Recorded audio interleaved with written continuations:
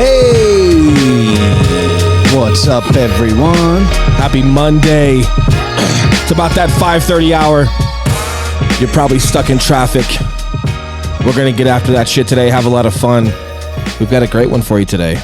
Heck yeah, man. It's a good one for a Monday. I like it. I like it, Eli, because I'm a devil dog. It's a good weekend, dude. It was a good weekend. Is there anything you want to talk about on the weekend prior to diving into this? Nah, man, got a few deals under contract with the team. Yep. That's always good, man. It's a great thing. Yeah. It's a great thing. And I love getting straight to the point. We fuck off a little bit, which is fun, but I think people are here for a reason. Let's do it. And our life isn't that entertaining where we need to joke around about our weekend the entire time. Not yet. Not everyone needs to hear that bullshit. No. But the reason why I say devil dog, Marine Corps, we're devil dogs. Let's talk about it, man. And today, our topic of discussion, it's a great one, and it's a lot more in depth than you think when you look at it. But today's topic, being a dog in the fight, and why that needs to be a forever thing. Mm-hmm. This ties into, well, let's give some context first. Sure. My thing is no matter what you're doing in life, right? Like, die on your own sword, as in whatever stone you want to turn it. Like, and we've talked about it for probably every podcast almost, or we've mentioned it. Quiet desperation. Mm-hmm.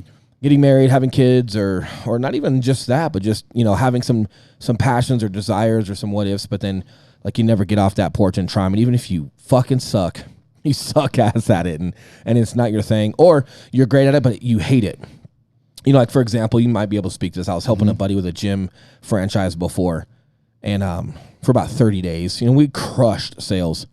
I hated working a gym. Yeah, I love the gym. Right. So, and this was like right in between that fitness company I was working with, and then real estate. Okay. Short time, 30 to 60 days, while I was studying for my license and helping out doing some fun sales. Wouldn't consider it a career change, was just dabbling in it.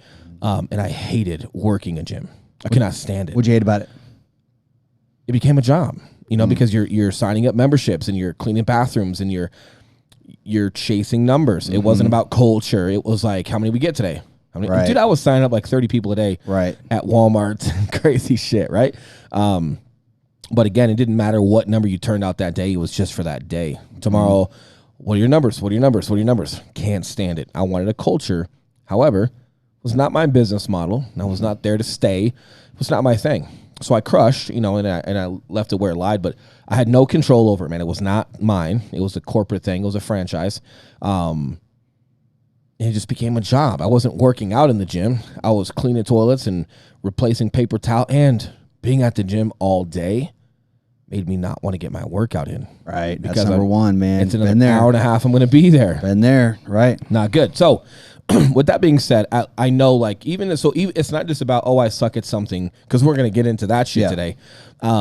It's also about maybe you like it, or excuse me, maybe you're good at it, but it's just not, it's not for you. Either way, stone turned on to the next. Right. And I think that's a big thing. So dying on your own sword and taking charge, just not being on the porch, being a fucking dog in the fight, whether it's your own personal fight and your personal battles and accomplishing things, or partnership. I think, what, man, I'm going to write that down too. We're going to get into partnership today too, because being a dog in the fight is not just about you all the time. It could be family. It could be partnership that you have with someone, but it's important, especially if you have a partnership. And I was kind of joking around with one of our agents this weekend, and we were chatting a little bit about that perspective, and I was like, hey man, let's go get in a fight.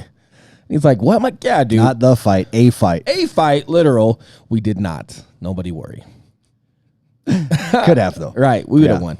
But it was like, hey, man, let's go get in a fight. Let's go fight way more dudes than us. Right. And let's throw down and let's get our asses whooped. And afterward, let's drink a beer and let's laugh about the couple of shots that we did get in before we lost. And let's sip on some ice cold beers with a fat lip. Yep. Metaphorically, he laughed hysterically. And I go, dude, that's what I'm talking about, right? Like, if things go down, like, you want to be a dog in that fight, or are your priorities not straight? So it was talking about dedication to our team, right, with what you should be doing with your responsibility as a team member, which is where that correlated. But then in addition to that, hey, when your family believes in you, You know, when you're getting the right support that you need. Like, are you a dog in the fight? Are you a dog in a fight for your own story? Are you writing this story?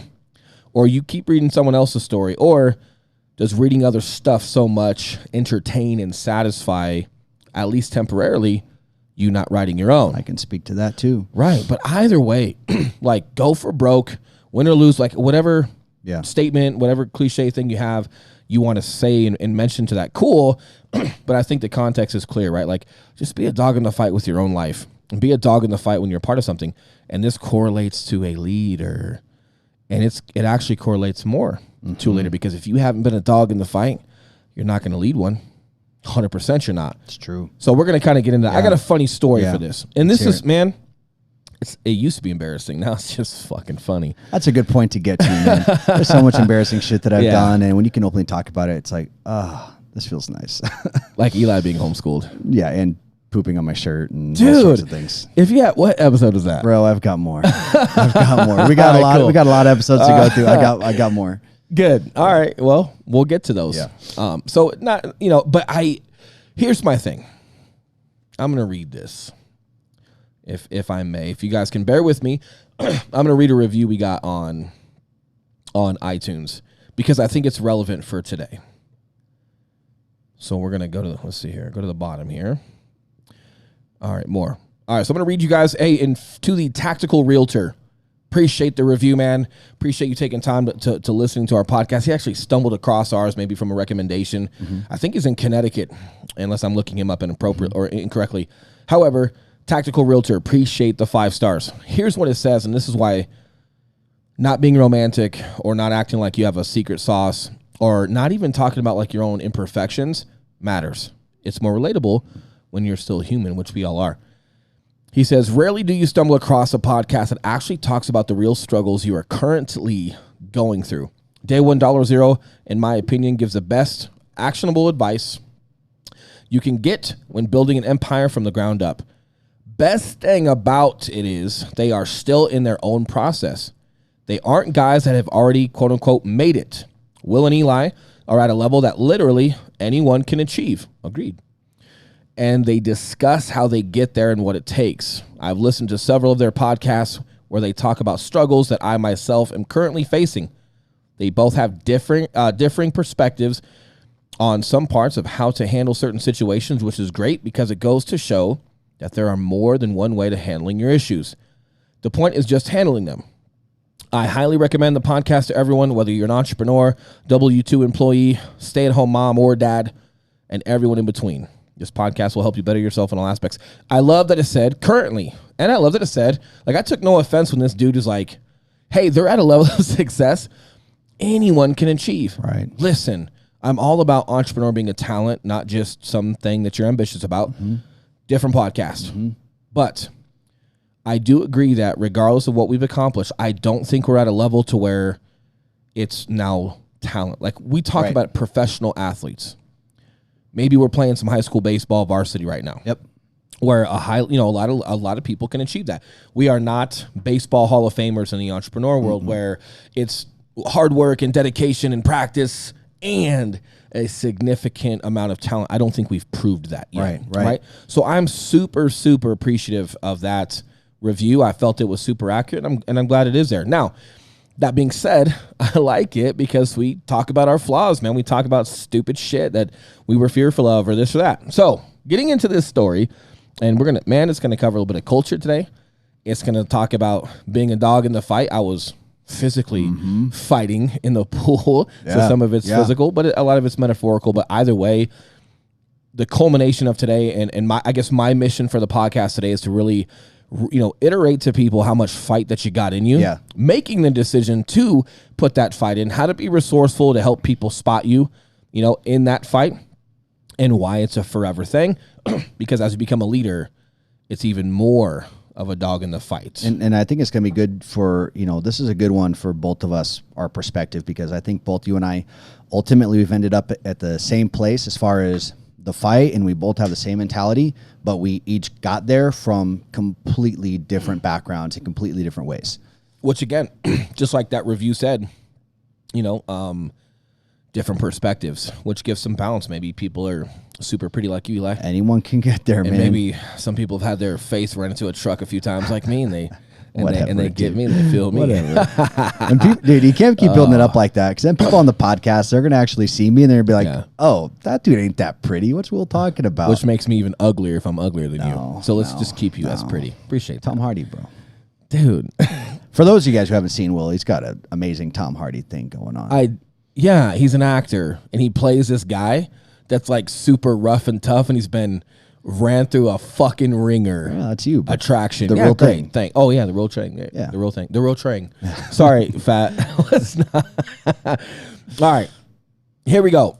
Embarrassing story. Not embarrassing story. Relatable story, I'm sure. So for me, when it comes into this dog in the fight, and excuse me for clearing my throat. When it comes to being a dog in the fight, and where I really, really, really learned this transition, it was not, sports, professional sports. It was not. I was always good at baseball. I worked hard at it, but I was also always good at it. So I didn't consider myself a dog in that fight or whatnot. But so boot camp, right? And giving some context, I was a terrible swimmer growing up. And when I mean terrible, I mean like I should be The Rock. Dwayne Johnson should be Dwayne Johnson. I should be The Rock. He should be the other Rock. Right. I should be the Rock. That's how bad it is. Growing up in Colorado, you don't have many pools in the first place, and I played a lot of competitive baseball. We were a Little League World Series team, traveled a ton, man. Old man used to take me to everywhere, when my mom had my sisters and stuff. And so when we were like spring and summer, I was playing games every day, no time to swim. And then if we were at a hotel when we were traveling, coaches didn't want us in the pool swimming. You played 4 games that day. You're 12 years old. Get some rest. So I almost drowned twice as a kid. And it's not even like, oh my God, you were in a river, right? And like a park ranger saved you. No, it was my uncle threw me in the pool and everyone saved me after like 5 seconds. Ugh, that's terrifying though, But dude. it scared the bejeebies out of me. Happened twice. Yeah. Not a big Same deal. uncle? I don't know. That's some bullshit if it was, dude. Right. And honestly, man, it wasn't that big of a deal. Yeah. But it impacted me. Right. And then not only did it impact me, I allowed myself to be handicapped by it. And by playing so many sports, it's not a failure of my parents where they recognized I was a terrible swimmer and got me to the pool and got me better. No, man, we played so much baseball. I don't even know, like if my parents knew if I'd ever learned how to swim or not. Yeah. But I didn't. I was and I'm just dense. Okay.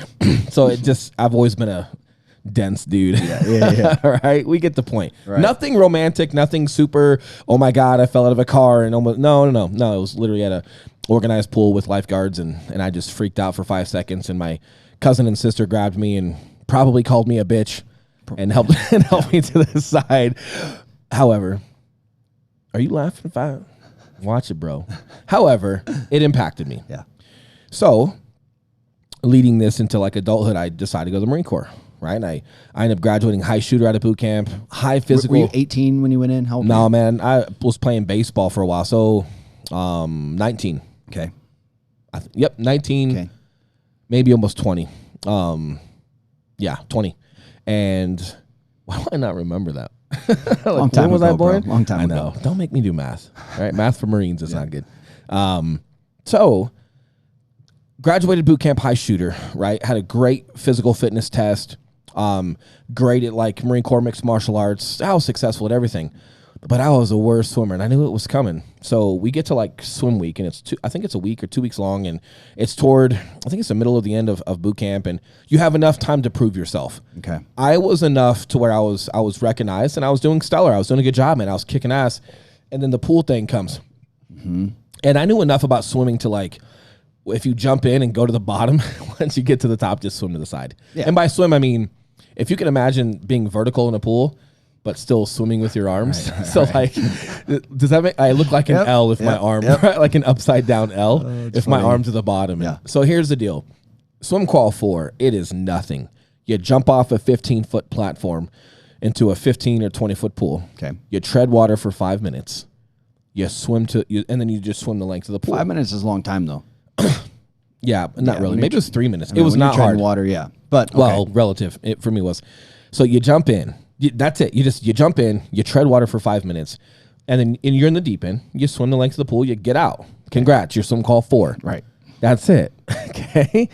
I jump in because I'm not going to be a bitch, and like I wasn't too scared to jump off. They had drill instructors that were lifeguards in the pool and whatever, right? So I'm like, well, I'm going to jump in and I'll just, I'll figure it out. Well, I jump in, I come to the top, and I've never even tried to tread water before, so it doesn't work. Yeah. So I swim to the side, and I get out, right? And I remember one of our drill instructors, right? I probably shouldn't name him, but I was stellar enough to where like I was like they're harder on the guys that are doing well, that want to be there, that are trying hard. So I'm not saying I'm the best or anything like that, but I was really embracing boot camp, dude. I was being successful, and I think they expected a lot. I don't think anyone expected me to be a non-swimmer. Yeah, I'm white. Take that how you want. Yeah. I'm an athlete. You assume. You're crushing everything else. Yeah. Yep. And to this day, I still remember it. I remember one of our drill instructors, dude, he shouts across the pool, okay? And he's like, Grimes, he yells at me, bro. He's like, you motherfucker. That's why I probably say motherfucker a lot. He's like, you motherfucker. And all I remember is several other drill instructors that were closer to me while he was hauling ass toward me, threw me into the pool. So you went to the side and climbed out. Yeah, like mid pool. I don't want to climb out like in What the deep end. What did you think was going to happen? Dude, I was going to drown. When you climbed out, did you think like, can you judge later? No one's looking at me or anything, or were you expecting it? Can you judge later? Everyone else is thinking this, bro. Dude, I wasn't thinking. Okay, so you're like, I'm dying, I'm getting out. Also, this was like day 1 at the pool. Okay. So I hadn't seen if someone can't swim if they had gotten out. I didn't know. All I knew was like, I'm not staying in. Got it. What if I go under and they can't see me? Right. Because a lot of guys were jumping in at the same time. Okay. And so I don't want to like get out in the deep end, right, where all the drill instructors in the pool were at. By the way, all the drill instructors were in swimwear. They were all swimming with us. Yeah. Some of the guys were on the side, some were in, but they were, in the Marine Corps, man, you lead from the front. And we're going to get to that. Okay. There is no hanging out. Yeah. You lead from the front. So I remember him, and he's like, all right, Sergeant Graham, drill instructor Sergeant Graham, Oklahoma boy, infantry. He's like, Grimes, you motherfucker. And I think he expected more from me. And I quit quick as shit, man. I wasn't even, you know what I mean? Like, I quit quick, right? And he's pointing at me like with his fucking hand. He's yelling and pointing at me. So other drill instructors saw. So he's hauling ass toward me. I think he walked on water. I think he walked across like so mad. He walks on that shit getting to me. And other drill instructors are like, good bitch. That was a thing in boot camp. Yeah. That's what they love saying, that. Good bitch. So they good bitched me and they threw me back in. And that drill instructor jumped in the fucking water with me. And several of them kind of like, dude, I'm in, I don't know, man. It might have been like maybe 6 feet of water, so they could probably kind of hop up and tread and hop up and tread. It wasn't like super deep, but way deep for my comfort level. Yeah. So, I definitely don't like it. And I remember feeling like, you ever feel the edge of the pool where it starts getting to the deep end and you have to start treading? I was right on that edge, right? And I'm freaking out, dude. So as I freak out, they all commence to just dunking me under. Oh, fuck. Making it worse, bro. God. Right? Like fucking me up. Yeah. Right? And I realized, like, dude, I'm not getting out of this pool unless I just do what they say. And dude, 4 drill instructors, man, and it probably looked terrible. It probably looked. Were other people watching at this point? Yeah, well, kind of. But like in boot camp, dude, if you watch and make fun of a Marine getting if you make fun of a kid in boot camp getting fucked up, you're getting fucked up. Like there's no bullying allowed. You pay attention to what you're doing, and if drill instructors are handling something, they handle it. You even look in that direction, you're in trouble because it's none of your business. Okay. So they're handling me. And they, yelling and screaming and fucking slamming me under, and like definitely caught my attention. I swallowed a lot of water, probably a lot of pee. There's probably a lot of all kinds of shit going on in that pool. And so I gave in and I relaxed. And then once I relaxed, I remember him saying, good bitch, now this. And I remember like feeling his hands under my back, and I started to just learn how to float. Because that was the thing when we talk about treading water. It wasn't like you had to tread the water. You just had to stay afloat for 5 minutes. It's more tactical swimming in the Marine Corps until you get super high level. It's more about water survival. Okay. Not doing the fucking breaststroke back and forth. You swim with your boots on, and like when we jumped in the pool, your boots and camis are on. So it was more like that, more tactical water survival. Okay. Not Michael Performance Phelps or something, right? So he starts teaching me how to like float and why I need lungs in my air and things like that, man. And dude, I don't know how long. And if I even if I even started to fuck up, he would fucking slam me down in the water, dude. I had to go on, like if I was going to go under relaxed and let him kind of gradually bring you back up. But the second water was even touching my mouth, I was freaking out. Yeah. And if I freaked out, everyone else is dunking you. Dude, it was terrible. I should have nightmares from this, right? And I don't. I'm actually talking about it because I appreciated it. Here's my thing. That happened. I don't know if it was a week or 2 weeks in the pool. So I don't want to misquote. I can't remember how long it was for boot camp. But here's the thing. As I relaxed and got a little bit better, then they started loosening up on me because I was applying myself. I did that with them for the rest of the day. And then as everybody was taking showers, me and like 2 other guys who sucked, we had to sit on the side of the pool and practice flutter kicks. Dude, it was stupid. But it wasn't stupid. I felt stupid. Yeah. And then we got back in for a bit, and then so we stayed late, and then we left. And then that was the only day where they really dunked me a lot. I got dunked a couple more times over the course of that week. But, man, we were putting hours into the pool to get guys better. I tried my hardest I'd ever tried in life. Partially because I didn't have a choice. Partially because I wanted to be a good Marine. And that kind of comes down to the last podcast, culture. There's so much culture and pride in the Marine Corps. You do not want to get through and not be a good one. Now, let me ask you a question real quick. What would have happened had you gotten out the side of the pool, they come over, have a conversation with you. And let me be a bitch? Yeah, like you're just like, dude, I'm going to fucking drown. I can't do this. And they say, okay. Right. You're out of boot camp. You fail. You have to pass these things or you can't graduate. So I would have gone home a non-Marine. Are there people that would have done that have done that, and they're just like, hey, I can't? You're not getting out of boot camp without getting fucked up. There you go. Partially because of culture and partially because they like fucking you up, right? Okay. But here's the deal. We talk about mental breaks. Yeah. Or like when you break mentally, right? And I was talking to a buddy of ours, Gavin, today. We were talking about like the mental breaks. But yeah, so you could do it. And I go, man, I couldn't. If they left me alone and I had to just keep going into the pool by myself, my brain didn't know enough about swimming to just teach myself. I needed a spot. That's interesting. And I kind of correlate this to the gym where, you can't bench 315, but you're 70% there. But if I spot you for the next couple weeks, you're going to start getting that muscle memory and that strength, and then you can do it. I needed a spot. I needed, my brain mentally was capped for swimming. What they did was, they started teaching me more, but spotting me by helping me float so I could at least grasp the fucking concept and feel it have for a second. Feel for it to see. And then, dude, I remember being so out of breath because I was panicking, like holding my breath to get more lung in my more air in my lungs and things like that, right? Yeah. And dude, we did that for hours, man, for a week or 2 weeks, whatever it was. Most effort I've ever given in my fucking life, and all it got me was swim qual 4. I wasn't Scuba Steve.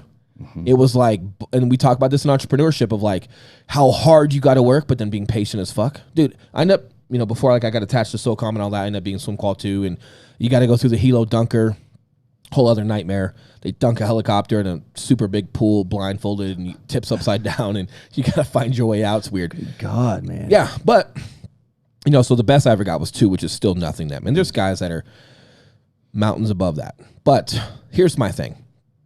When I mentally broke, and I just, not even just mentally broke, I just didn't have enough capacity to learn anymore. What happens first is you break. I broke because I got out of the pool, and I didn't trust the drill instructor to grab me. They said, if you go under, we'll grab you. You do what you can, we'll grab you. And I didn't let that happen. I broke, and I did what I could to get to the side, and I got fucked, as I should. So I mentally broke. And, everyone, I think, comes to a point in their life where they kind of have that break. And I was super fortunate for what they did to me because it shows, man, you might be at 40 or 60% capacity. And if you're at full physical capacity because you just can't learn anymore, be resourceful. Those Marines in the pool to help you would have been my resource. You know what I mean? And we're going to get into that on the business side about how to be resourceful and being a dog in the fight. There's got to be direction to it. You can't just like, okay, I'm an entrepreneur, or okay, I'm this, and you just go run the fuck around with like no direction. And if you do as much as you can and you're hitting walls, are you being resourceful enough to find people ahead of you to help you, or to envision like that next step? Well, and that's a key point too, which I'm sure you'll expand on. But yeah, you're a dog in the fight, but also like you said, don't be blinded by this, we'll use the fighting terms, like by this rage that you're just out there swinging and not know what the fuck you're doing. Like toxic positivity, or because you're aggressive and go getter and like super loud dude, like you're no, that's not good either. So the first point about being a dog in the fight was that was my fight, right? Like this is my dog. I'm the dog in my own fight. You want to be a Marine or not? And how hard are you going to work for this? Secondly, that resource span of, and we'll get to this with culture today, because I think we always talk about culture a little bit. Having guys not quit on you even when you quit on yourself. Now, half of boot camp is they probably had a lot of fun fucking me up. That's kind of like the big brother in them, right? And all my drill instructors had just gotten done with OIF 1, right? Operation Iraqi Freedom 1, like combat vets, every single one of them, and now they're training Marines. I think, again, subculture, right? Them translating of like how tough they think a Marine should be right after they just got done with war, probably a little higher than maybe the 80s. I don't know. Not to discriminate against any other generation of Marine. I know all of us think we're the best. Our generation's the best. I kind of do because it was super like, good. But I'm right. And not only were they just done with war, it was still a time of war. So I don't think anyone was really looking over their shoulder to see if they were fucking with us too much. I think their intent was good, and they wanted us to be just hard dudes, man. And it wasn't just water, man. Like, other guys broke when we were fighting with pugil sticks. You know what they did? They beat them up with pugil sticks and got the fight out of them. Mine was water. Right? I was great at pugil sticks. I was great at running around and being an athlete and knocking some dude's head. And, so my fight was water. So what'd they do? Instead of hitting me with pugil sticks, they hit me with water. But man, it taught me so much. And that's where it's like, man, these Marines believe in you. They're giving you time. These are drill instructors that work their ass off day and night. They just got done with war. They're not done. They're not with their families. They're with your punk ass. You got to figure it out. And, man, you look up to them, right? So you want to be like, no, man, I want to be a good Marine. So this was my fight. This was my opportunity to just fight the good fight. And if I would have just not, or if they would have let me not, I wonder how big that stone would be right now that I didn't turn for a career that I didn't pursue as far as the Marine Corps. And I think a lot of people are on the porch. So when I talk about being a dog in the fight, it's like, man, it doesn't have to be pretty. Just get out there, man, and get after whatever you want to fucking do and have some direction and be resourceful. But that's the long-winded, but that's the context today of like being a fucking dog in that fight. Well, dude, and I've got a good topic on that. So for me, I don't have any like past regrets or anything like that. But if there is one thing that I could change from my childhood, if I had a decision, it would be that I wish my parents would have more or less forced me, and I use that term loosely, but forced me into playing some competitive sports. I was into art and music and stuff like that, and I was just a loner, dude. And skateboarding and BMX, just anything solo I like to do. But it wasn't until really I got into weight training, like when I was a little bit older, like 18, 19, 20, when I started realizing the advantage to having a competitive spirit. And I knew I was really aware that I didn't have that competitive spirit in me. And a lot of times I just thought it was that I didn't need to, I just don't care about, compare myself to other people or whatever, until I realized that, hey, you don't need to compete with other people, but you need to be competitive with yourself. And if you lose, I wanted to be a little upset about that. Like, I know how that can benefit you. So what I had to do, it started off realizing, hey, I'm not a competitive person, but I see the benefit to it. How can I nurture this out of me? So I had to intentionally put myself in competitive situations, like competitive bodybuilding for a long time. And then more recently, a couple years ago, jiu-jitsu. And I'm like, man, I want that feeling. Like, I want to win something, like physical on a daily, like long-term. Yes, entrepreneurship, you're trying to win, but it takes a long fucking time. But I'm like, I know if I could find something that would give me these little wins or losses, but either way, if I'm going to be pissed about a loss and be happy about a win on a daily basis, a more consecutive basis, I know that would help nurture that competitive spirit. And it's fucking helped a ton, dude. It's helped a ton. It's huge. And even more huge, entering into like a jiu-jitsu tournament. Ooh, yeah. Because here's the thing, it's one thing to go every day and compete against guys that are better than you and get tapped 100 times. But there's something about guys that have a competitive edge, right? Like when you're working with your team or you're going, or negotiations, whatever it is. But when you go through like jiu-jitsu tournaments and it's like, cool, man, all you've done, and you've had some badass days where there's no pressure because you're used to getting tapped out. And 10 you know times a the day. guy. You know the guy. It's all good. And yeah. I got to show up today. Yep. It matters today. You don't know that guy, and he doesn't give a fuck about you. And if you fucking lose to a guy you know is better than you, or that you're better than, Yep. it's gonna eat at you. Right. Fucking. And there's one thing that's the Marine Corps is real good at: guys talking a little shit to each other and just fucking brewing that shit out, man. Like, hey, we're going for a run this morning. You coming? Like, nah, like, bitch, you know? Yeah. Or just guys getting better PFTs or guys shooting better. Like there was always that. However, team always came first. But there is individual stuff in the Marine Corps, like when you're shooting on the range, man, like making Marines proud. I remember my senior, you know, when I was awarded high shooter, you know, and he's, you know, congratulated me in front of the entire platoon, not in a parade, not anywhere. In the fucking squad bay at night, we're sitting there in our jams, right? Getting ready to get fucking mail. When you use that word. We're in our jams, getting ready to get mail. Our platoon was the highest average out of all the 4 or 5 platoons that were in boot camp at the same time in that company. Our platoon was on average the highest shooting platoon. Okay. In addition to me winning high shooter. So we got to like eat some candy that night, you know, and he told me good job. And I just remember, man, he's like, you know, where does that come from? You know, and like, you're working hard and like, so where does that come from? And I just, you know, I told him, I said, my dad was a distinguished shooter. You know, my dad was one of the best there was. My granddad, one of the best there was. Super highly decorated guy from World War II. And so when I went to the Marine Corps, I'd never shot a rifle till boot camp. Couldn't swim for shit. For the first time in my life in boot camp, I was putting effort toward things that I wasn't necessarily guaranteed to be good at.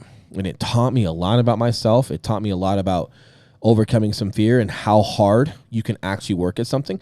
And it taught me a lot about culture and just guys that are around you, not letting you give up, you know. And individual stuff is great, you know, but there is some reward to mentally breaking and then having people kind of give you that spot and push you through to kind of like further your threshold for the future. Dude, and I think that's so good for empathy too, man. Like just go into a little bit just so you can fucking relate to other people and be like, okay, you know, maybe like I can't relate exactly what they're going through, but I know how I felt in this situation and I know what these people did for me when I was here. You know, and yeah. Well, here's the deal. It's great for empathy, and it's also great when you need to tell someone to shut the fuck up. Because you can relate. Hey, man, you got to cowboy up and get shit done. You know. Well, yeah. So when we talk about this dog, pun intended, my dog's barking. We got some wolf pups up at our campground where we're at an undisclosed location. Fat's doing sound effects like for the dog in the fight. He's making it a little more dramatic. So it's one thing. You've got to go through your own, right? And you've got to have people, right? Like you've got to feel this process. And then as a leader, you know, it matters even more. And it's a forever thing as a leader because, right, you've got to, you know, have empathy for certain situations, but then you've also got to be assertive and you've got to address things if someone needs to cowboy up to maybe protect the rest if someone's not doing their part. But in addition to that, you've got to lead from the front forever. Like when you're, you know, every unit I'd ever been in, and when you're preparing for war, man, just the thought, we're not even going to talk about anything else. We're just the thought of combat and just the thought of that while you're training and just trusting guys around you to be willing to go into that together, especially with your chain of command. Look, man, if they're not leading from the front, there's a problem. That's where that trust comes from, is by leading by example. Leadership being the best at everything that they do while mentoring and training and teaching their young Marines to be better, right? And to be thinkers, to be small unit leaders, to be, hey, I don't care how badass you think I am. Like, man, we had this gentleman, Captain Cook, awesome guy, right? Shredded, dude. I'd never seen borderline homo, bro. How do guys do that without eating, man? I'm always so know. curious when you see shredded dudes in the military. And he's a fucking phenom. He was a fucking avatar. I don't know, dude. Like, if you're listening, what's up, dude? I can call you dude now. I remember we were out training at in Virginia, man, and it was super freezing cold and super homo. First time, like we were all kind of like in the squad bays and just and doing a ton of like all day, all night training, and that dude took his shirt off one day, and I was like, God damn it, right? Like, oh, is this what girls feel like toward abs? Cool. Probably not. It's probably more guys Probably than girls. Way more dudes, but just shredded to the gills, but he was super calm. His poise was incredible, super proficient at everything he did. Never lost his emotion even when he was upset at Marines. And I remember one day, man, we were training super hard during that 2-week augment, and he was just hard on us. Everything wrong. We were talking about it, and he never really mentioned stuff we did good. He would go, hey, this was good. And then hey, this was good. This was good. This was good. And then the next 30, 45 minutes was everything was bad. Right. And one of our Marines spoke up. He looked a little discouraged, and Captain Cook was like, and he's like, hey, everything good? And he's like, yes, sir. Yes, sir. And he's like, no, speak your mind. Like, you're good. You're safe. I'm not going to fuck you up, right? Yeah. And he's like, well, I just, I feel like we've done so well, and you just keep talking about everything we're bad at. And I felt like myself and probably everybody was kind of like, man, I'm glad he said that. And he said, men, we are professional gunfighters, or we are aspiring to be professional gunfighters. We need to be professional at what we do, and preparing for war is a big deal. And I'm cliff noting it, but cliff notes of it was, hey, we're professional gunfighters. We're going to go over things we're not good at because that's what fucking matters. Pat your fanny later. We don't have time to keep bragging about what we did good. It means we say, hey, great job. Check the box. Let's continue. Right. That changed my whole perspective on what a Marine grunt or what it all meant and how challenging it all was. And it matters, but the way he led from the front, you'd follow that guy in a battle without a doubt. And he never stopped. So that dog in the fight, I'm sure he's had his own fight. I've had my own fight, but then what happens when I become a leader? And then Marines have to trust me as their leader. Look, man, if I'm not leading from the front, and if I'm not that subject matter expert for everything that I need to be, that trust is gone. And how can you expect to be a proficient leader if you're not in that fight? Now, where is that point, to back up a little bit, back up a sentence or two, where is that point where you do feel it's right to reach out individually or as a group and talk about, or, and say, hey, good job here, guys, or elaborate on that a little bit more, where do you think that point is? I don't know, man. I think it's organic. I think it's moments, so like I think it's nice to get some public recognition. Obviously the Marine Corps has awards. You can receive awards in battle. You can receive awards for non-battle. You can, right. And you get, you receive those in front of your platoon or in front of your company or in front of the battalion, depending on the level of award. So we're still big on awards.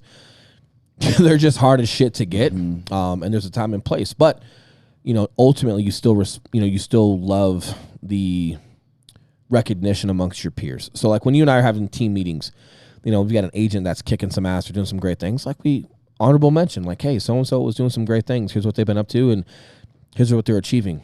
I think that matters to them more, or at least, matter to Marines more than the public recognition. Because if you've got that culture and all of those dogs on that team are in the fight together, hey, shout out, like, hey, great job. And it feels good to hear that from them. And then sometimes it's nice to talk in private. I think sometimes private recognition is when you're correcting someone. Okay. Like, Eli, you're a great dude, man, and you've done some great things. I actually really enjoy how you do this piece. But here's where we're really lagging, and we're letting the team down, right? Like, I got to get you to hear me, and you might be doing some things that are good, and maybe I haven't had a chance to mention them in front of the team. Maybe they're not a big enough deal, or you haven't been doing it long enough to mention it in front of the team, but it's still some kudos. And sometimes it's nice to throw some kudos when you have some correction for someone, especially if it's like the first time you're correcting them, or you can just see they're a little tapped out and they're just maybe a little tired, but they're a kick-ass dude. And it's like, hey man, you're great. You're doing great at this, but hey, we got to step it the fuck up, man. That's not acceptable. Sometimes you'll see sergeant to sergeant do that. If a guy's getting a little ahead of himself or just a little tired, man, just need some help. Another sergeant will talk to another sergeant like, hey dude, I know you're beat, man. We're fucking doing this and that. How can I help, man? Because what you did in front of the platoon the other day when you fell out of that hike, hey, that can never happen again. Oh, sorry, dude. I haven't been drunk in so long, and I went out with the boys, and hey, cool. Maybe don't go drink on Sunday night anymore, because you falling out of a hike in front of your subordinates, that never happens again. Do you understand? Because you're wearing the rank of sergeant. So am I. If you fuck that off, or if they don't think you're proficient, it's going to bleed through. They're going to think none of us are. So like, hey man, you're a great dude, all good, but dude, you're letting us all down if you do that.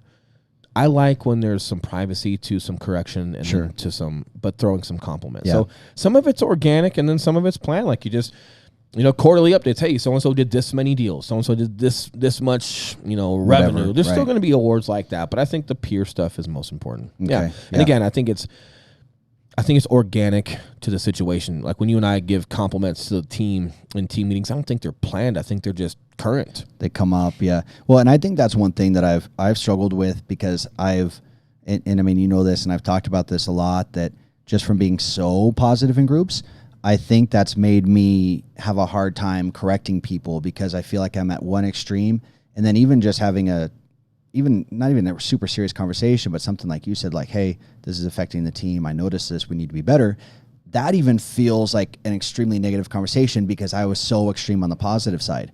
But since I've kind of tempered down all the compliments that I used to give out, I feel like it's easier to have those conversations with people because they don't feel like Eli's super pissed at them because I wasn't just at this extreme positive. So they're more receptive. So it's helped me by me staying a little more neutral on the day-to-day. I think it's been easier to have those tougher conversations because it's not a big deal. Like I wasn't so high and then they're taking me down. Does that make sense? Perspective too. Yeah. So when you say negative, the first thing that goes through my head is, here's the deal. If you approach that conversation, this is a hypothetical. Yeah, we're not talking about anybody specifically. So hypothetically, you approach, you pull someone aside and you approach that conversation respectably. And hey, man, you're doing a lot of great things, but hey, we've been doing this, and I've noticed, like, at your open houses, you haven't gotten there early. Yep. You barely put out any signs, and we're not marketing it the right way. But hey, are you tired? What's going on? And hey, this can't happen again. When you say like, hey, even like that feels negative.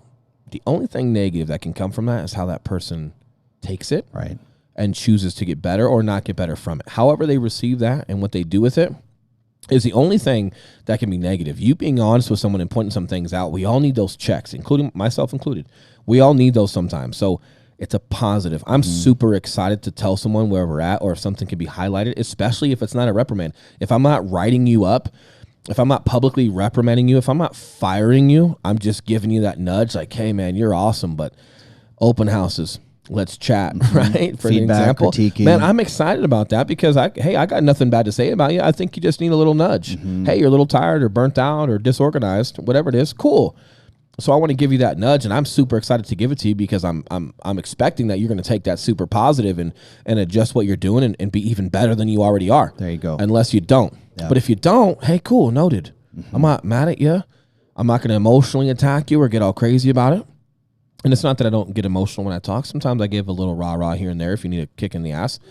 But if you take that situation super negative, I'm just, well, all right, well, how do they manage the rest of their emotions? How are they managing the rest of their life where they're maybe off the rails and I don't see? Noted.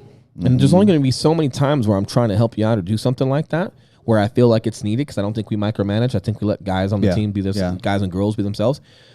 I'm only going to let that fly so many times before I think you're just not coachable. And at that point, it's like, here's the deal, character flaw. Right. And then maybe you're just, regardless of how many deals you're doing, maybe you're just not the best fit for the team if we can't be coachable and we can't be a team player and take some of our own critiques, to heart and be better from them. I worry about that. This is where people in leadership positions, I hope they're fucking listening to right now because so many people in leadership positions just don't have control over their emotions. And then they get upset about a certain situation. Two things about leaders, dude, not to cut you off. They'll just chew the people out instead of like that. Just listening to your wording right there. Yeah. People need to take notes on that. True. But so two things on leaders since I consider myself one. Two things. One, in order for me to give that critique, I got to be in the fucking fight. Right. I got to be a dog in the fight, watching that guy every day, involved with what he's doing every day, reading his emotions, reading how he reacts to things, watching what he's doing, paying attention, looking up his stuff, looking at his social media, looking at his marketing. Maybe I drive by your open house and you don't even know it. Right. Right? And like, nope, I'm not in that murdered out caddy. I might be in a different car. And you never know I come by, but I just want to see how many signs you got. So Genesis Home Team, if you're listening, maybe I know how many signs you put out for your open house. Wouldn't that be a bummer? Right? But dude, that gives me my perspective that I need to be a leader. Yeah. Here, right? So if you're getting emotional, if you're having an emotional response, there's two reasons. Maybe you're someone like just needs some passion and you're like, hey, I want to shake you. Come here, motherfucker, right? Like when they threw me into the pool, did that require an emotional response? Probably. Because it woke me up, man. It got me where I needed to be. What are you doing, man? Trust these Marines. Get your monkey ass back in that pool, right? Sometimes guys need that. Here's the deal. Everybody responds different. So the second reason why you need to be involved with your subordinates per se, or your partners, is because you're not going to know who to like talk soft to and give some compliments or give a swift kick in the ass. Or maybe that person is receptive to all of them, but you don't know which moment you're on because you're not dove in enough. You don't know where they're at. How do you know how to properly throw the right type of leadership for that situation at them? Because I've had some of my leaders tell me something, and then I've had some of them in front of people, Grimes, you motherfucker, right? Like, so I'm receptive to a lot of them, and I think when they're dove in, they know when you need like an attention getter, right? Like, you ever watch Smokey and the Bandit? It's a great classic when he like kicks him in the ass, like that's an attention getter. I can imagine. Good Got quote. It. Okay, or we need to be pulled aside. You don't know what to do if you're not dove in, if you're not a dog in the fight with your team. So if you're emotionally reacting like, well, now it's your insecurity, your inability, your lack of proficiency as a leader, you're falling back on some move because you think if they see that you're mad, they're going to respond. Right. Now you're treating people like children. I think that's what a lot of people do. A lot of it. Here's the other deal, man. Like, the other part too is like, you can't just flatter them, right? Like, maybe you think that's the right thing. Taking your leaders to fancy dinners. I said it. Taking your, throwing some glitter all over some shit. No, they don't want that. They want you to be a dog in the fight. And if you want to make them better, or, excuse me, if you want to make them feel like they're special, go get in the fight. Right. Go in. Right. Every day. Dude, and just do what you say you're going to do. Here's my another problem, not to be on a soapbox today. As a leader, some of the problems you have is like, you're just not doing what you said you would. You brought trouble upon yourself. Right. Like, you brought the hailstorm and just didn't put the car in the garage, right? Fuck, man. Like, so if you got a guy that's saying like, man, I want to, hey, if you're telling people you're going to come to a meeting, hey, man, I love how you train people. I want to come watch how you train people. Oh, hey, I heard your meetings are different. I want to come to your meeting. And, oh, hey, I heard you're teaching a class now and you're doing this. Oh, man, I want to come to that. And it's 12 weeks, 9 weeks down the road, and you still haven't done it. But you maybe got time for some other things that look fluffy. Who are you fooling? Right. You know what I mean? Yep. And like, and I'm not saying that taking, hypothetically, a fancy dinner isn't fun, or throwing some glitter on some things isn't fun. I'm not saying that. Or the team office potluck or something. Yeah. You see that bullshit all the time. There's time for both. Right. There is. And we talked about that today in the car. Of if you want to reward or take some folks out and do something super special like that, is it that, or is it, hey, be in the trenches every day and do a deal every day? It's both. And respectably, as a leader, if you're taking that serious, and if you're taking people's future serious, and if you're trusting yourself, and if you respect that other people are trusting you with their proficiency to a certain extent, like, yeah, I get it, man, everybody's responsible for themselves, but if you're still a leader, and they're still looking to you for guidance in their business, right? If that matters to you, there's time for both. If there's not time for both, it's not your place as a leader. You're no longer a dog in the fight. Right. And now we have a fucking problem. Yeah. This is when people don't have the culture. Because when we talk about culture, right? Like, well, what is culture? It's not a t-shirt. It's not a coffee mug. It's not pinball machines in the office. It's not pinball machines in the office, although they're fun to have if you have them. It's not a softball league. It's being there when it counts. And if you're going to have people be that dog in the fight and put everything that they can into something, it's being available. It's doing it with them. It's mentoring them. It's teaching them. It's helping manage their emotions when they get to that point of uncomfortableness in their schedule, or now they're so busy they're freaking, or they have a terrible client or whatever it is. It's that builds that loyalty to one another, right? And it shows your commitment and your proficiency toward that person, right? And then from there, that's where the culture just starts to kind of organically bloom. And that's where, like the last podcast, like, man, you can't really put a word on culture. Like, what is that? Well, it's an environment, man. It's atmospherics, right? Like, I don't know if you can see it or feel it, but you know what I'm saying. Environment's a great word, man. It's your environment. Yeah. It's the atmospherics. It's all encompassing. It's how you feel. It's the way you see things. The way, like, I'm trying to use a big word called atmospherics. That's everything you're talking about. It's the sound and the feel and the look and the articulation and you just can't quite put that word on it, but it's there. But dude, you don't get there by not being there day in and day out and assessing that battlefield of business, right? From the front, and assessing each individual and how they need to be corrected or encouraged from the front, man, from them directly, first person. And like doing a company thing or a team thing, fun, taking people out, and I want to make them feel special. I wonder if they think that behind your back. Dude, they don't care. Like if that's all you're doing, they don't. If that's all you're doing is just a fancy dinner per se, you know what's going through their head? They're thinking, all right, sweet, free dinner. That's all they're thinking. Maybe they're not feeling I don't know. They're not feeling more appreciated. All I know is what I think, right? And I think that's what I think. Yeah, and I think a lot of our people on our team respect where we're at, and I think they respect what we do for them.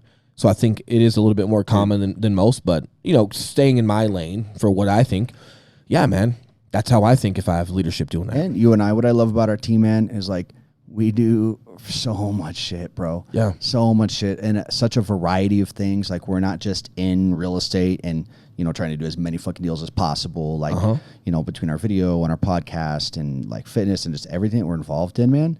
Like one of the things that I love is when people say they're too busy, and they don't say that to us. No one says. Well, here's the deal. So here's the other part about leading from the front. If we're doing 3 or 4 times as much stuff as our team, but we still are also doing more deals. Yes. It doesn't allow them the opportunity to say they're busy because they can see how busy we are. Right. And we're still getting it done. Yes. So we're leading by example. Yeah. Does that make sense? And you're current. You're not that guy that's like been on the shelf for 10 years and you do 1 deal a year, but you want to teach a class or mentor people on how to do something when, man, maybe you're not the most current model, but being that busy matters. And look, man, and I'm not going to say any of the stories, not respectful, but we've got some folks on the team who have had some extreme things happen in their life. When a person is able to break those walls and cry in front of you and talk about them, culture. Mm-hmm. Okay? What do they say behind your back? Mm-hmm. Or how much does that person trust you with something like that to know, that you're in it? And here's the deal. Some of what they've shared with us, I can't relate to it. Some of the stuff some of these people have been through, I consider more than what I've been through. Some might consider that a lot. How do you relate to them? You can't. How do you relate, right? You can't. What are you supposed to say to them that makes it better? Nothing. But you know what you can do? Be there. Mm-hmm. Lead from the front. Mm-hmm. Not fucking quit. Mm-hmm. But if I haven't been my dog in my own fight, and if I haven't learned how to not quit on myself, how the fuck am I going to learn, or how the fuck am I going to know how to not quit on that person when they just opened up and relied on me? Can we talk about that? Yep. Quitting on people, letting people quit on you, understanding when the point is to where, hey, is this person, just going through some shit and they're trying to leave and I need to pump them up? Or, hey, yeah, I agree. This isn't for you. Mm-hmm. Let's take you somewhere else. Yep. Where do you find that? Like, okay, so let's use Marine, for example. So when I asked if you got out, if they would just let you leave, would they, if you said, hey, I want to quit, would they have really just said, hey, all right, see you later, you drop out of boot camp? No. Or would they have with some guys, but they knew you were the one they had to fight? Like, how's that decision come about, do you think? I'm sure at some point, if I would have fought it hard enough, they would be in a legal problem. Right. Breaking my neck in the pool and I died to not let me quit. So at some point, they're like, whatever, dude. Yeah. But it's got to get pretty extreme. But something more relatable is like law enforcement, right? Mm-hmm. Like you do the academy, you graduate, you're post-certified, you're a cop, but now you have your street training, right? Okay. Your FTO officers, so field training, and you have FTOs, field training officers. And what I like about that is when you first get on the street, for that first month, you've got one cop, right? And you have very little responsibility, right? Like you're just watching him and, hey, just don't let somebody shoot me in the back. But you're watching everything that he does. And then over the course of that month that you're with him, the more responsibility you can start taking at your own pace, the more they let you. And then you move, so that's 1 month. And then you move on to a second phase. That's with a different officer. Now, with that different officer, you're going to have a little bit more responsibility because you're in phase 2. And then you go to phase 3 with a third officer. And then you get even more responsibility, almost all of it, right? And you do that for a month with a different officer, right? Okay. If for some reason during one of those phases, like let's say phase 1, you're just not responding to training, they'll give you a different officer. After you get through like your third officer and you're 3 months in, but you're still in month 1 of training on the street, you're just not responding to training. But what I like about that is it takes several officers' perspective and several different types of training styles. That's all say you're not getting it, then you don't get it. That's interesting. I like that. Now, once you complete all 3 of those months, you go back to your first officer for your your final test out, which is I think 2 weeks. Okay. And you do everything. You can talk to him and chit chat, but you can't ask him anything on the street. You can ask other officers because nobody expects you to know everything, but he is not your resource. So you have to pretty much pretend when you're on calls, he's there to keep you safe, and that is it. You talk to other officers if you have, right? Because they got to make sure that, hey, hypothetically, if you were by yourself, can you handle it? You're not always going to have a guy to turn to and ask. Some of your officers, when you're in test out, they just, again, when you're in the car talking or chit chatting and they decide to talk to you, cool. But when once a call comes in, you're taking that call, you're getting there, and he's like, they'll tell you, don't even talk to me. If you're giving me an order, fine. If something goes down and you're giving me an order, cool. But if you have questions or whatever you're doing, you need to use the other officers on the street to resource. Are a lot of cops military? I don't know. I was a police officer in Aurora, and it's pretty pro-military, but not as much as you might think.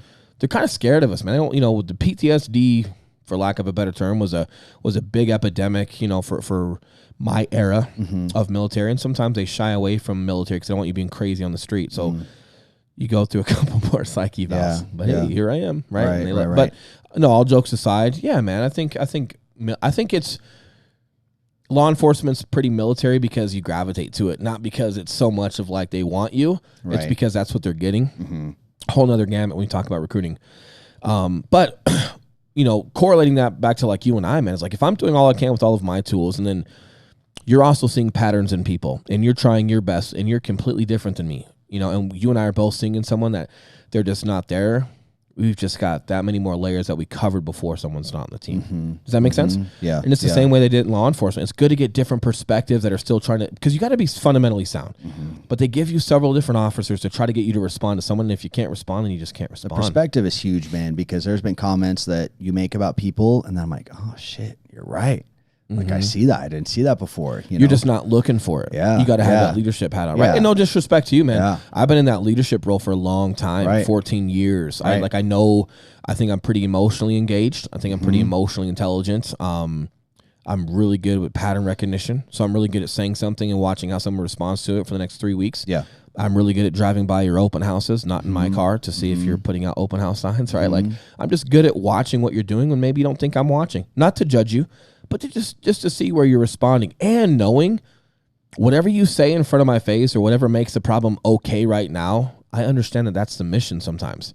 Versus, are you actually going to do it 90 days from now, 60 days from now? Like, are you actually doing it? So I like to just really collect a lot of data with pattern recognition and just people's behavior. So, like if I mention something to you, I'm already convinced in my brain, but I've been looking at it for a while. Maybe you're just not looking for it. That's all, but maybe you don't have to. Maybe once I bring it up and then you're like, yeah, now I see that. And then now you watch it for a couple weeks. Okay. We've beat a dead horse on if someone should not be here because of how long it took to make that decision. And I like how early you do talk to people about things, because a lot of it, I like to think, because this is how I am with myself, I like to think, no, the majority of people just haven't had anyone check them before, bro. Like after you're out of high school, once you're out of kindergarten, people don't have anyone check them, man, especially like outside of their family where you don't listen to that anyway.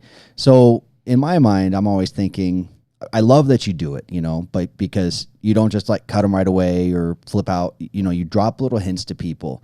And I think that's really good for us as adults, because not many people give a shit enough to tell us where we could be better, or, hey, I recognize this thing about you. You may not see it, dude. And like, you've made a couple comments about me and some things, and then you recognize it and you're like, oh God, I didn't even know I was doing that, and then. So that's threefold, and I can't take credit for that. So like when I was an instructor in the Marine Corps, I was at division schools at Urban Assault Leaders course, and then I was the counter sniper instructor, right? So that was like my subject matter expertise. But you taught classes to instructors all the time before you taught to actual like Marine students that would come to the schoolhouse. And like you might think you're explaining something well, and how you think you're coming off and how you're coming off are two different things. So I learned a lot about that being an instructor. Say that again real quick, if you could. How you come off and how you think you come off are different, right? Like how you perceive yourself, even down to like what I think I sound like on this mic and what I sound like when I open this laptop and I hear it for what it is, not the same. Right. You've got to be understandable. Like you've got to understand that. So just being open and aware and being open to people's, common perspectives. And when you got 12 other instructors going, yeah, dude, that sounded stupid. And they're, gay, shut the fuck up. That was right. Like they're fucking assholes about it. But it also keeps it fun. You're Marines. You're still grunts or, whatever. Like it's still part of it. But get past the F-bombs and listen to what they're saying. And they're pretty smart. They're pretty proficient, man. Pretty professional. Yeah. So I learned that there. And then secondly, dropping comments or having these discussions with people along the way. One is I want people to understand that even if the conversation we're having is not fun, I care. Yes. It comes from a place of care. My intent is what matters most. And it also it allows me to be calmer for a little while before, if I ever have to be motivational. I was motivational over the weekend. With I like how you put that. Next next time you're going off, I'm like, Will, you're being so motivational right now. I like that. I appreciate that. And I was a little bit like that this weekend, but it went well. But prior to that, with that gentleman, we had several soft discussions. So it was needed. It got his attention. But I want people to understand that my intent is coming from a good place and that I care. And then thirdly is if for some reason someone's not on the team any longer, man, I don't want it to be any surprise. Yeah. And it shouldn't be, because like when you say, dude, hey, how you perceive yourself and how others perceive you can be different, just like your work ethic or just like not being resourceful enough and seeking guidance and things like that, people need to be taught those tools. Like you say, man, people don't care. People don't check you. It's one thing to check someone. Agreed. It's another to go, hey, I can tell that you've never learned how to time block. I can check you and point that fucking finger right now. It's not fixing it. Yeah. So it's also about, just giving that training and just showing people, hey, here's how to be resourceful. Right. Here's how to reverse engineer something. Here's how to run an event. Here's how to time block. But then once you start teaching, that's where you got to pay attention to like, okay, are you even trying? Oh, you're not making any calls? Oh, you still haven't downloaded the Google Calendar app? That's a different story. You're not asking any questions. You're not. Right. But if for some reason someone's terminated, it's more of a discussion of like, hey, man, so here's the situation. And at least they can go, yeah, I'm not doing any of it. And then it's not, and here's where I go with it. When we've had to terminate people, we're just not the best team for you. We're not the best leadership for you. For whatever reason, you're not responding to training. For whatever reason, you're not motivated enough on this team. For whatever reason, you're not accountable enough to this team. And I blame myself. I have run out of tools. Every tool I have in my toolbox over the last 14, 15 years of people and leadership and being successful, I have run out of tools on what I think I can help you with in order to get that out of you. I like that. It's on me. Now, are they just being lazy asses? Are they just not liking their career and maybe they're not speaking up? Is there other things going on that they're just not saying? Maybe, but could be. For whatever reason, they're not comfortable enough to say it, right? And I was not successful at training them. But here's the piece of this, and we've talked about this before, being very quick to fire. Like you can't let that dead weight or those type of cancers just resonate for a long time, because books like Extreme Ownership, great book, love Jocko, but people can take it out of context and be cowards. Yeah. Right? Like, oh man, extreme ownership. I'm the owner of the team, or I'm the owner of the business. Like everything falls on me, right? I can't give up on him. No. Everything falls on you, including the success of the overall team. You're not going to let 9 of the Marines die because 1 Marine's down. We don't just run out there, right, and without a support by a fire and just start getting other dudes shot because we're doing that. Or, maybe he's dead. Like, let's just go super harsh reality for the sake of the argument. A dude he's dead, and it's obvious. Okay, what are you going to do now? Are you going to sacrifice the safety and the success of the entire team and that mission because you can't handle that situation? It's the same thing. If someone is not responding to every single thing that you've given them to the best of your ability, the sacrifice to the team to keep that cancer around, if they are a cancer, now you got people that are good on the team leaving because they can't deal with that person. Right. And then sometimes, right, like, and I try to blame myself with everything that I can, but sometimes people are negative and they're toxic. Okay, are you just going to keep taking extreme ownership and going, oh, well, it's on me? Yeah, it's on you. You're right. You couldn't make that cancer positive. You couldn't make that toxic person more positive, more productive. But it is what it is. So at some point, it's now not pleasurable for everyone else on the team dealing with that asshole. And you got to let it go. That's why I think it's so important to do what you do and talk to people sooner than later. Like if we're trying to fire quick, if someone's just not a right fit for the team, it is 10 times more important to have those softer conversations ASAP.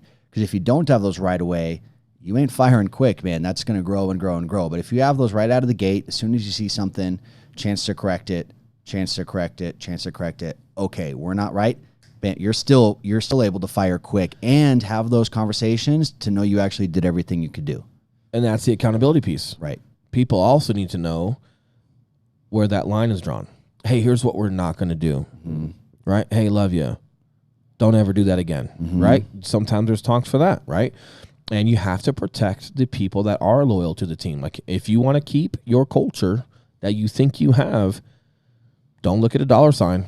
Don't look at, oh, well, extreme ownership. I got to save this person, right?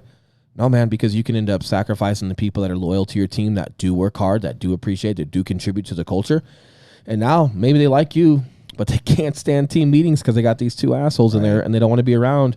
They're going to go somewhere else. And that's huge. And that's how all of this translates to business. But here's the deal, man. Unless you're a dog in the fight and you're with your team day in and day out, how do you have those incremental talks? Those softer, at least attempting to be productive. Here's what I'm noticing. How can I help? Here's what I think. How are you supposed to have those conversations if you're not the dog in the fight every day? Yeah. How do you notice that they're a cancer in meetings?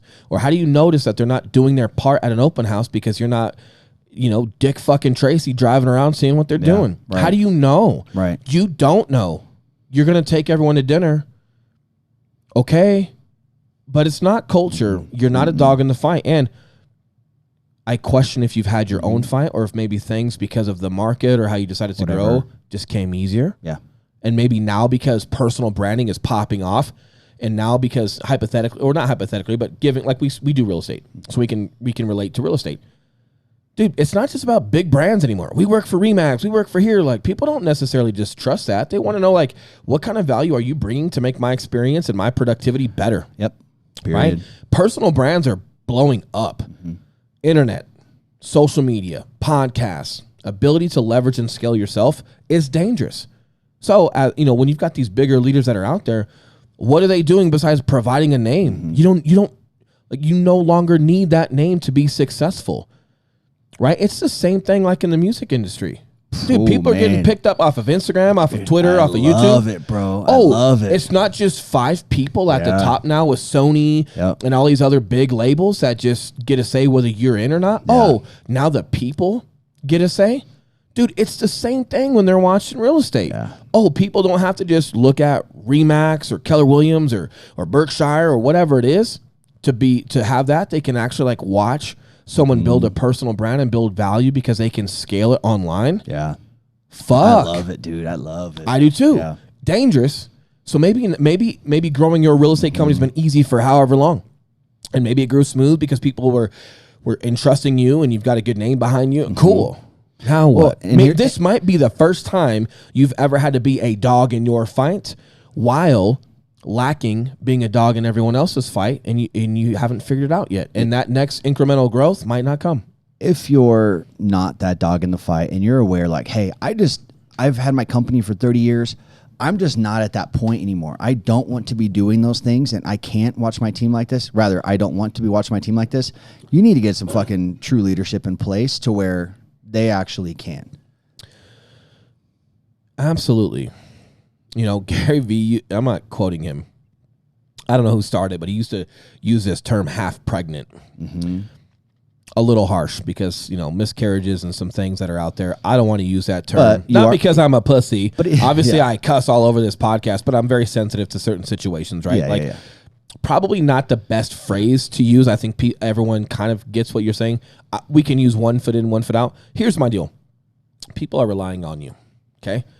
So whether you like it or not, that's what your expectations should be, right? Like, they are what they are. And if you can't, then you're right. Then you should be resourceful and find people that can be that dog in that fight, that are proactive. Don't be that guy that's just trying to say everything and talk that talk per se, because, man, you're going to show your subordinates or people that are relying on you, you're on the porch. Yeah. And it's not good. If you're a business owner and you're done with the day-to-day, there's nothing wrong with that. But get all the way out. Just collect your fucking paycheck and get someone all the way in. Well, yeah, or they're just going to outgrow you. I don't know. I mean, they're big topics. They're sensitive topics, but the biggest thing, like we talked about with music, it's no longer just 5 people that get to say whether you're an artist or not, right? Like internet and dude, it's scaled so big. You have American Idol, America's Got Talent, The Voice. Now you got people famous. You got people famous for the weirdest fucking shit. But you're watching ratings, right? And they're responding to what people are liking, and now that people have a voice. It's the same thing in real estate or any other place of business, man. Like when you know people are building value and they're there for the right reasons, it's only a matter of time before their personal brand pops off. And then what? Like the bigger brands are not safe because you're just a bigger brand. Like you have to continue to innovate, you know, like, and it's incredible. And it means like, hey, and if you're, dude, like you're a fighter and you're 40 and you get knocked the fuck out. These younger wolves, they're coming for you. They're stronger. They're quicker. You're going to have your day. Wow. You're going to get knocked out. You're going to be done. The hard part with entrepreneurship or just corporate, we can call it corporate, is I don't think they're ever done, right? You can do it till you're 100, which means for the longest time you could influence who was coming in and who was coming out. And you could kind of put your finger on people to not let them be successful because you didn't want them to outgrow you. And then the internet blew up. Then the internet was born. And now you don't get to control that anymore. Nope. Now you almost have to, as a bigger company, embrace some of that subculture, right? And help them to that next level because it actually is what transcends into you being at that next level above. Yes, right. Or they're going to do it on their own. You know, so these are big principles. I know we're talking about a lot of team today. I know we're still kind of hitting on culture, but I think it all coincides together. Yeah. Well, and all the talk here too, and I'll probably say this every fucking episode, you know, we will talk a lot about business. We will talk a lot about culture. What I hope you listeners can understand is, you know, when you're listening to these podcasts, how can you apply this to your life? And again, maybe you're an employee working your 9 to 5 that you love, but you look at your family at home. And again, you are that leader. And, you know, when Will's talking about how you talk to each different team member matters, those are your children. How you talk to Billy is not the same way you're going to talk to Ashley. And, you know, they're going to learn differently. They're going to need different things. And, dude, I'm going to say something, man, and this might piss a lot of people off, and awesome. I kind of like that sometimes. People on our team are not less important than my family. Right. They're not. Yep. They are my family. Yep. Right? They're on our team, and there's a certain level of proficiency and dedication, you know, and trust that we all have in each other to become successful, right? This is not about, just like when we talk about both, right? Like, hey, you don't just take people to fancy dinners, but you also got to be in the trenches and award people there. And is it one or the other? No, man, it's both. And if you're doing it the right way, you have time for both. But here's the thing. It's the same thing with your personal family and then your work family, okay? It's not one or the other. Right. It's both, man. And if you are so dedicated to your family, right? Like me providing for my 2 kids and my and Kate and all this stuff, honorable. I'm not going to provide for them if I am not taking care of our team. Right. If I'm not putting them as a priority, if I'm not handling business, man. So true. So it all coincides together. This is not like a, you know, family above everything. Like, but that statement is subjective because I'll agree with you if it's incorporating the family that I want to incorporate. And here's my thing with late night phone calls or work home life balance. Man. Here's what I tell our team, right? You've heard me say a lot. Hey, you're an adult. I am trusting that you know it's 11 o'clock at night when you're calling me. So if you're calling me at 11 o'clock at night, and I'm trusting that you're an adult and that you know and you're aware of the time, I trust that it must be serious. Right. I am going to answer your call. Right? And if it could have waited, I'll probably ask you once, hey, I feel like this could have waited till tomorrow. How do you feel about that? Right? Or maybe not. Dude, in the entire team we've run our team, I've had 2 phone calls that late. Both of them needed. I just give them that trust. I give them the benefit of the doubt that they're adults. I don't have this like when I come home, I shut my phone. And I'm not telling people to do this, but I don't have that. I have work-home life integration, right? Like if I can talk to my wife during my work day, why can't I talk to my work family from home? It's a great point. Right? Like when people say, oh, when I'm at home, I'm at home. Oh, did you call your wife from work today? Did you have lunch with your wife today?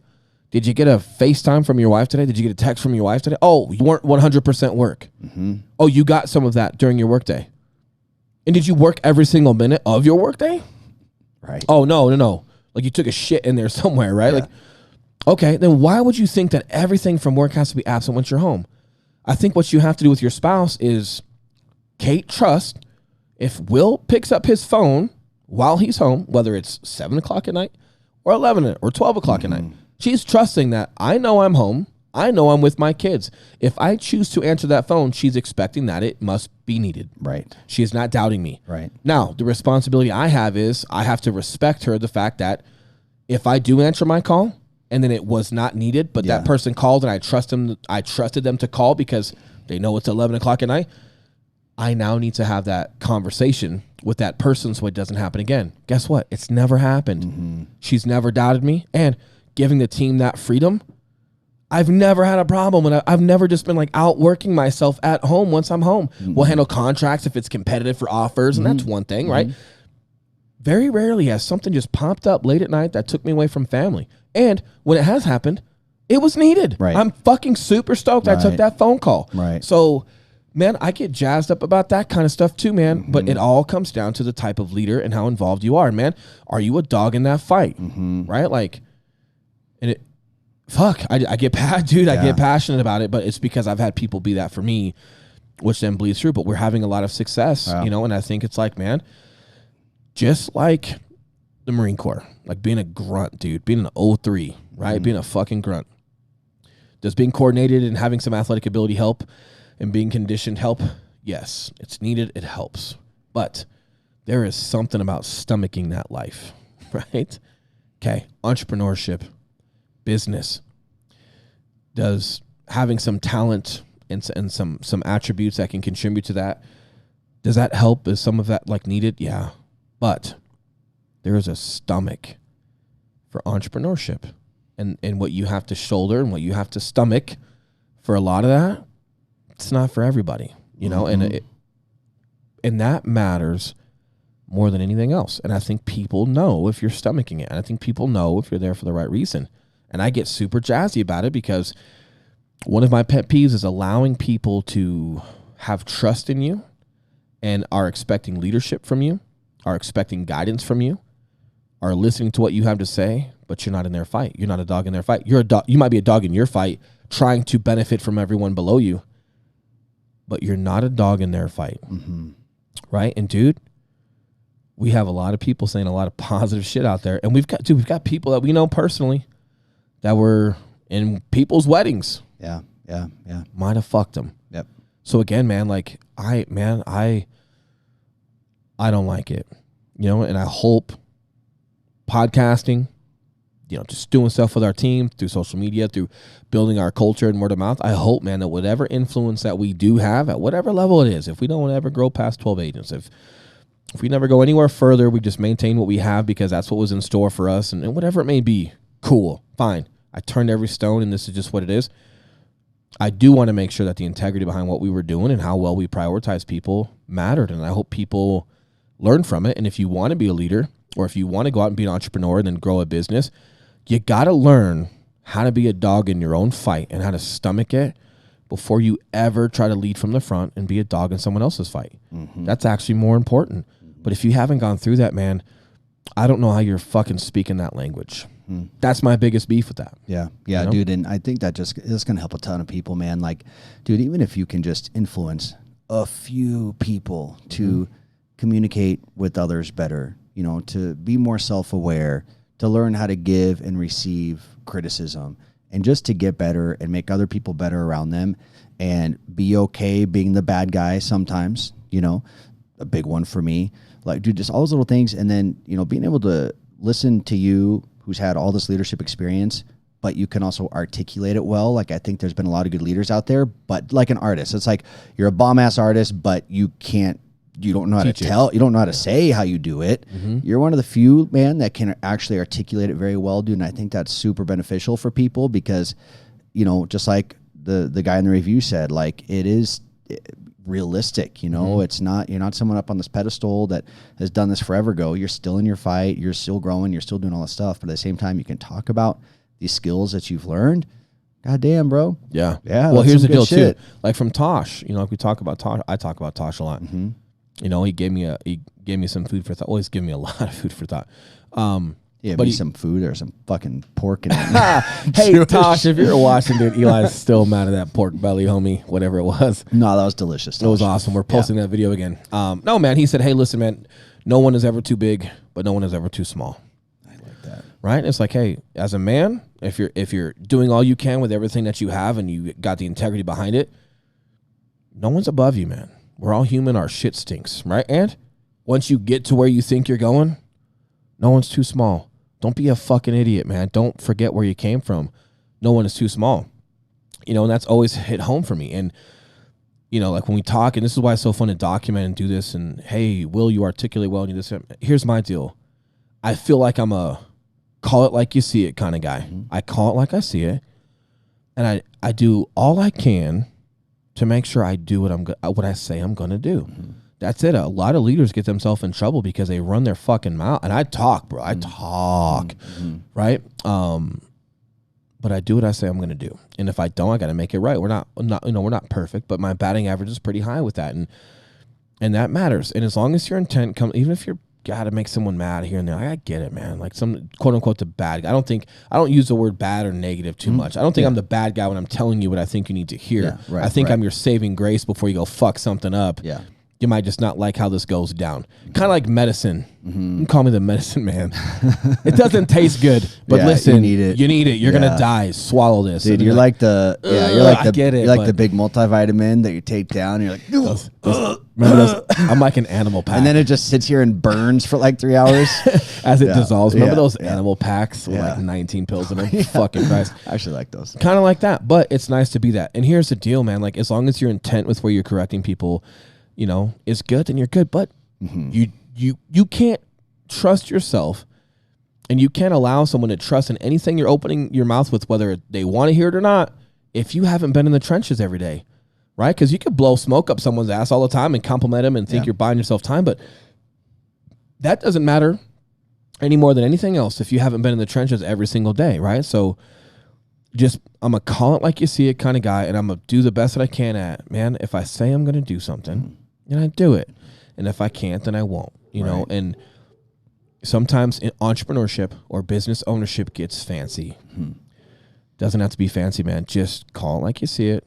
Do what you say you're going to do. And prior, if you're going to be that leader as an entrepreneur or in business, whatever you're doing, man, you got to be a dog in your own fight. You got to learn that because you're not going to manage people if you haven't, if you haven't done it. You know, like you got to know those emotions and how it works and how it handles in that process. And I have my opinions on like coaches that never played but are good coaches, and like some of them are phenomenal coaches and they work at the psychology but you hear sometimes professional fighters talk about having a hard time with coaches that have never actually been in the ring because during the fight when they're telling them to calm down or do this, it's like, motherfucker, you don't think I'm trying? Right. And it creates a little bit of a wall there. So not that coaches that haven't fought can't be successful, not going down that road, not speaking of stuff I can't speak on, but just to use that as a little bit of an analogy, it matters. Like you got to be able to gut and stomach some of your own stuff before you can ever help anybody else do that. And you're getting a lot of riffraff right now. And dude, I'm going to be honest, you've got a lot of people that have been in business a long time that have gotten away with a lot of stuff because they were bigger markets or bigger players. Not anymore. You're not. It's changing, man. Internet, social media, and not only that, the internet's been around for a long time now. Well, figuratively, it's been around a long time. Social media's been around for a long time, figuratively, right? If that's the right word for it. We're now starting to hit the phase of momentum where people have seen enough people and enough brands for long enough. They're trusting smaller brands. Yes. They're trusting personal brands. They don't necessarily trust a big brand anymore, right? They're super open to, you have 2 kids and you're married and you're doing all of these things, and I see everything that you're doing. You know what? I bet you sell my house better. Yeah. Because it matters to you. Dude, you need me. You actually have to do really good at this because if I write a complaint on you, you're done. Interesting. Balls in your court building a smaller brand, right? Yeah. And with the accountability now that's out there online, when you see enough big companies get fucking caught for fucking you over at VW, look at VW, fucking straight up lying on their emissions, bro. Look at that one. Yeah, and when the public sees that and they're like, really? Yeah. Like, dude, you start doubting, and that's again where it comes down to the individual. And it's not that big brands don't matter anymore. Don't take it out of context.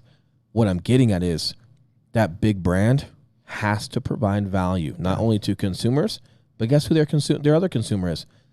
The people that work there. Yeah. So if we're talking real estate directly, well, your consumers are people that trust to 1099 themselves at your company, right? Like, it matters in several different perspectives. So bigger brands, I'm sure they're going to be okay as long as they provide value, as long as they're helping those agents build a personal brand. Right. Understanding that, oh, you can have a personal brand within a brand. Yeah, it's called a subculture. Yeah, and if you help them build that, it's actually going to get your big brand to the next level. Right. If you shun from that, or man, if you've just been around so long and you never had to grow like that, your name just made a lot of people come to you, and you have no clue, you better find one because you're already a leader. But this is where falling back on fundamentals and being a dog in your own fight matters so much, because the battlefield is constantly changing. Right. And the Marine Corps has fought in the jungle, and they have fought urban warfare. They have, right, land and sea, all that good stuff. And right, you either improvise, adapt, and overcome to that ever-changing battlefield, or you die. Happy Monday. Happy Monday. Don't die. Be a good I dude. think that's a great way to end it, man. I think so. Yeah. Until next time, guys, appreciate you guys listening. Super important on this one. Be safe on your way home. Enjoy your Monday. We will see you guys on Friday. Thank you, guys. Out.